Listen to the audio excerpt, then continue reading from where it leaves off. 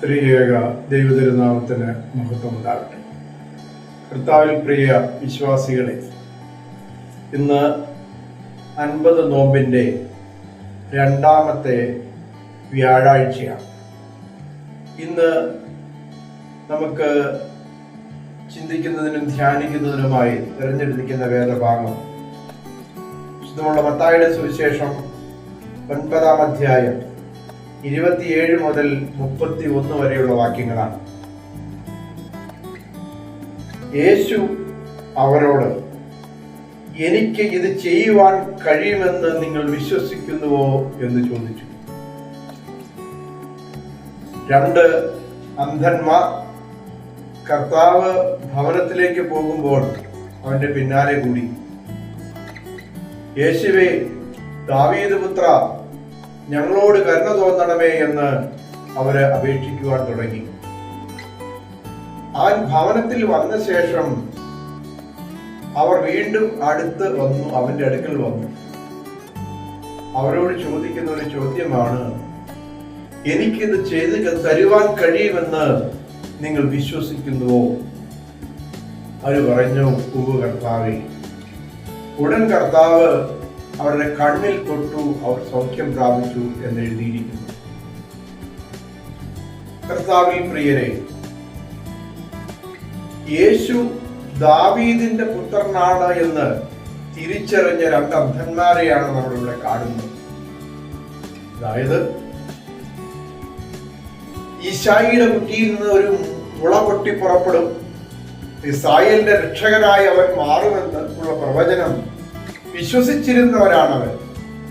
അവർ വിശ്വസിക്കുകയാണ് ഈ യേശു തന്നെയാണ് ആ ദാവീദിന്റെ പുത്രനെന്ന്. ആ വിശ്വാസമാണ് അവരെ രക്ഷിക്കുന്നത്. കർത്താവ് അവരിൽ ആ വിശ്വാസം ഉണ്ട് എന്ന് പരസ്യമായി ഒരു സാക്ഷ്യത്തിന് വേണ്ടിയാണ് അവരോട് ചോദിക്കുന്നത്, നിങ്ങൾ വിശ്വസിക്കുന്നുവോ എന്ന്. കർത്താവേ എന്നവർ പറയുകയാണ്. ഉടനെ കർത്താവ് അവർക്ക് സൗഖ്യം കൊടുത്തു. പ്രിയമുള്ളവരെ, നമുക്ക് വേണ്ടത് ഈ ലോകത്തിന്റെ രക്ഷകനും വീണ്ടെടുപ്പുകാരനുമാണ് കർത്താവ് എന്നുള്ള വിശ്വാസം നമുക്കുണ്ടാകണം. അതായത് സൃഷ്ടാവായ ദൈവം ഈ ലോകത്തിലേക്ക് സൃഷ്ടിയെ വീണ്ടെടുക്കുവാനായി അയച്ച പുത്രനാണ് അവനെന്നുള്ള വിശ്വാസം നമുക്കുണ്ടാകണം. ആ വിശ്വാസത്തിന്റെ സാക്ഷ്യമാണ് അവിടെ നമ്മൾ കാണുന്നത്. ഈ സാക്ഷ്യമുള്ളവൻ ദൈവസന്നിധിയിൽ അപേക്ഷിക്കുന്നവ അവൻ നടത്തിക്കൊടുക്കും. ആ സാക്ഷ്യത്തിന് വിശ്വസ്തത ഉണ്ടാകുവാൻ വേണ്ടിയാണ് അപ്രകാരം കർത്താവ് ചെയ്യുന്നത്. അവർ സൗഖ്യം പ്രാപിച്ച് പോകുമ്പോൾ കർത്താവിനോട് പറയുന്നു, നിങ്ങൾ ഇത് ആരോടും പറയരുത്. കർശനമായി അവരോട് പറഞ്ഞു എന്നാണ് രേഖപ്പെടുത്തിയിരിക്കുന്നത്. പക്ഷേ അവര് അത് ഘോഷിക്കുകയാണ്. ഒരുപക്ഷെ അവര് പറയാതെ ഇരുന്നിരിക്കാം. പലരും അവരുടെ അടുക്കൽ വന്ന് ചോദിക്കുമ്പോൾ അവര് നിർബന്ധിതരാവുകയാണ്, കർത്താവാണ് എനിക്ക് സൗഖ്യം തന്നതെന്ന് പറയുക.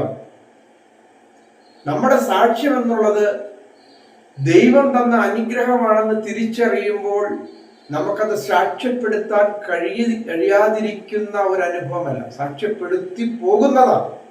അതാണ് വിശ്വാസം എന്ന് പറയുന്നത്. അല്ലാതെ പേരിന് വേണ്ടി സാക്ഷ്യം പറയുന്നതല്ല, മറിച്ച് എൻ്റെ ദൈവം എൻ്റെ ജീവിതത്തിൽ അത്ഭുതങ്ങൾ പ്രവർത്തിച്ചു എന്ന് പറയാതിരിക്കുവാൻ എനിക്ക് വയ്യ. കാരണം അവൻ അത്ഭുതം എൻ്റെ ജീവിതത്തിൽ പ്രവർത്തിക്കുന്നവനാണ് എന്നുള്ള തിരിച്ചറിവ്. ദാവീദിന്റെ പുത്രനാണ് കർത്താവ് എന്ന് തിരിച്ചറിഞ്ഞതുപോലെ തന്നെ എനിക്ക് സൗഖ്യം തന്നവനാണ്, എൻ്റെ കൃഷ്ണമണിയെ നിർമ്മിച്ചു തന്നവനാണ് അവൻ എന്ന് അവർ സാക്ഷ്യം പറയുകയാണ്, അവർ ഉദ്ഘോഷിക്കുകയാണ്. നമ്മുടെ ജീവിതത്തിലും കർത്താവിനെ ഉദ്ഘോഷിക്കുവാൻ നമുക്ക് സാധിക്കണം. നിർബന്ധം എൻ്റെ മേൽ കിടക്കുന്നു എന്നാണ് പൗലോസ് പറയുന്നത്.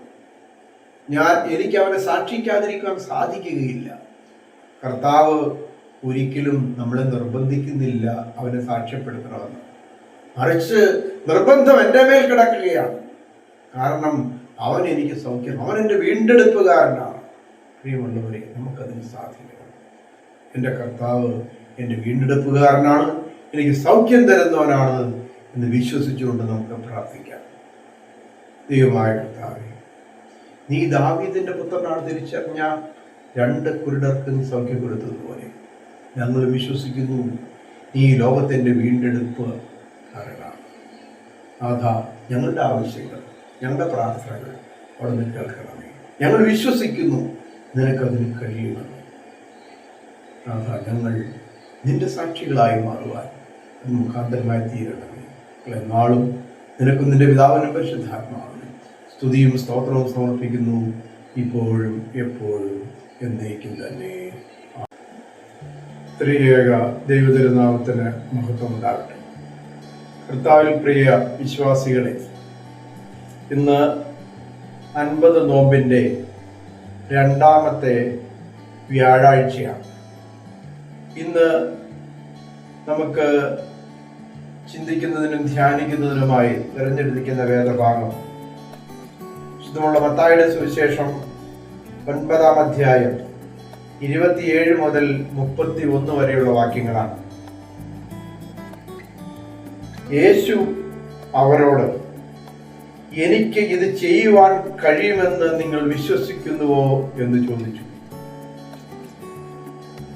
2 അന്ധന്മാർ കർത്താവ് ഭവനത്തിലേക്ക് പോകുമ്പോൾ അവന്റെ പിന്നാലെ കൂടി.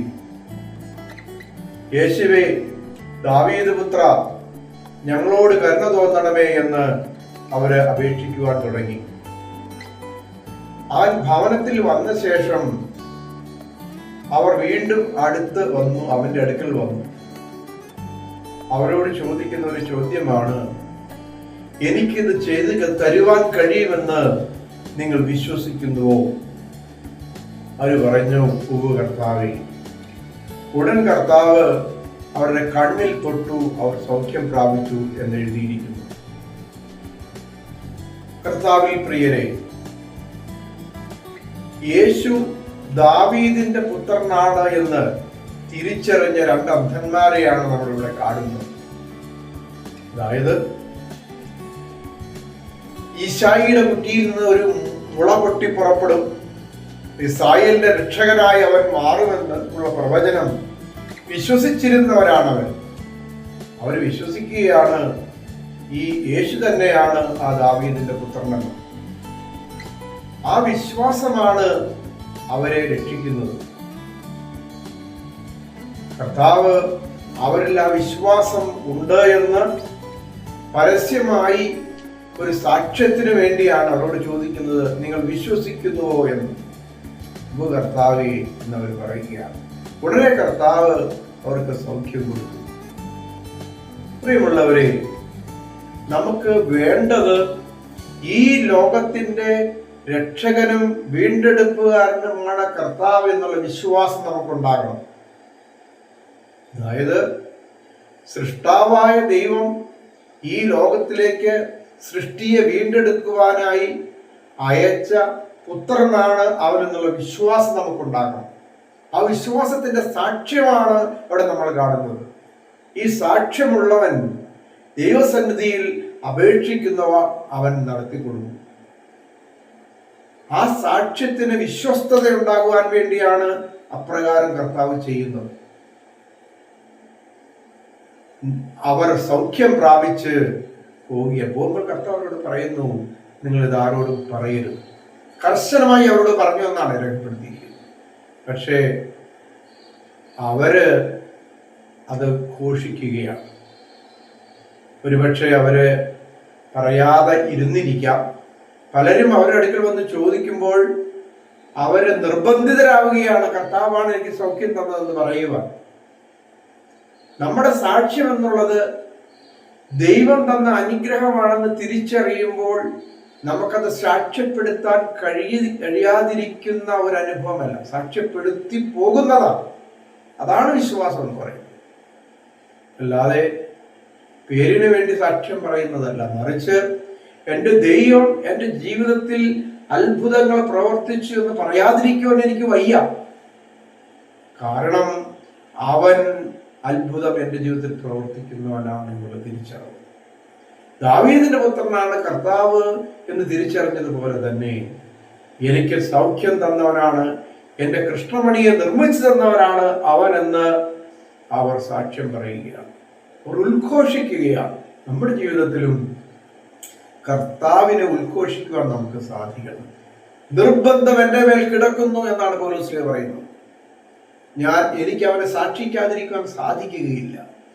കർത്താവ് ഒരിക്കലും നമ്മളെ നിർബന്ധിക്കുന്നില്ല അവനെ സാക്ഷ്യപ്പെടുത്തണമെന്ന്, മറിച്ച് നിർബന്ധം എൻ്റെ മേൽ കിടക്കുകയാണ്.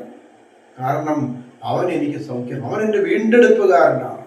പ്രിയമുള്ളവരെ, നമുക്കതിന് സാധിക്കണം. എൻ്റെ കർത്താവ് എൻ്റെ വീണ്ടെടുപ്പുകാരനാണ്, എനിക്ക് സൗഖ്യം തരുന്നവനാണ് എന്ന് വിശ്വസിച്ചുകൊണ്ട് നമുക്ക് പ്രാർത്ഥിക്കാം.